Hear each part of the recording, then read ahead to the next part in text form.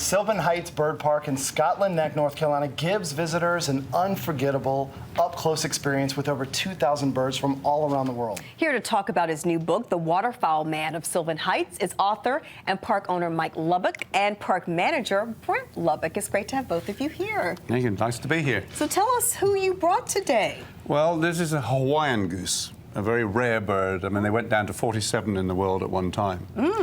It's also the state bird of Hawaii. It's the only waterfowl that's a state bird. And wow. They're very interesting. And this one particular bird, we're actually imprinting. That means we're making it tame because she hatched on her own, didn't have brothers and sisters. And in our education, with school children, we like to have a tame bird so they can interact with it. And so what's her name? Well, it's a Hawaiian goose. Has it got a name, Brent? Yeah, it's Lilo. Lilo and Stitch. That was the just remember the movie, so. Yeah.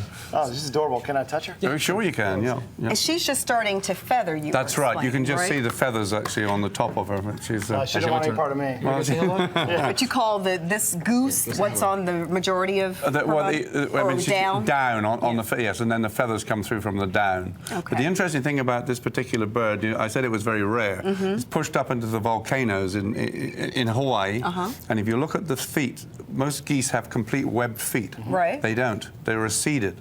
This is because there's no ponds up there at all. The only water they get is from the rain or dew. Oh. And so they need the feet to, the volcanic lava is very rough. So they don't need the webs, but they need to be able to grip. It's amazing. And so Brent's going to switch it out. Tell us about your book, Mike. Well, it's a book about all my trips over the world, collecting birds, waterfowl, and bringing them back into captivity, birds that hadn't been brought in before, and adventures and things that have happened through it. And so it's the first time I actually done a book. Oh, nice. I'm actually not the author. A chap called Dale True is the author, but he's got all my journals and went through them, and we spent a lot of time doing it. And hopefully, he's written it more like a novel than it is just a diary form, anyway. Brent, who is this you brought out? This is Lola. She's a Coscaroba swan. There's about 8 species of swan in the world, and we have them all 8 species at the park. This is the oddest of the 8 species. As you notice, she has more of like a duck bill instead of the regal bill. And it's, swans normally have no feathers in between the eye and the bill, but as you notice, she has the feathers in between the eye and the bill.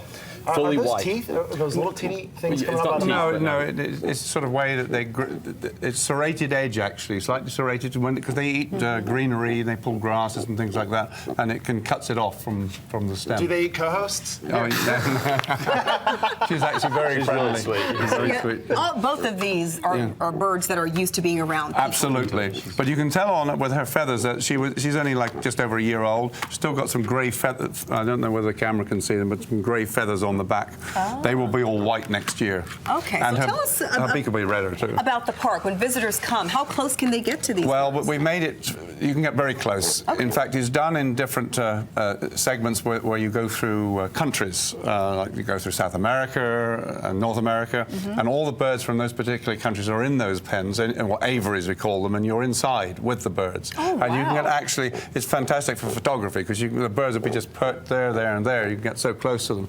We have a lot of photographers, these great big lenses. You find the birds perch on the lens. So, Mike, Brent, tell us about the gala. The gala is actually a celebration. Sylvan Heights has actually existed for 30-some years. We didn't go public until about 8 years ago. But we're doing it at the Olmsted, and it's also the launching of the book. And there's still a few tickets left. We had 250 tickets. We're almost at 200 right now. So if anyone wants to come, it's a way to celebrate what we're doing and also help support the work we're doing because we raise a lot of rare and endangered species. That's awesome. Thank you guys both. so much. Thank you. Appreciate it.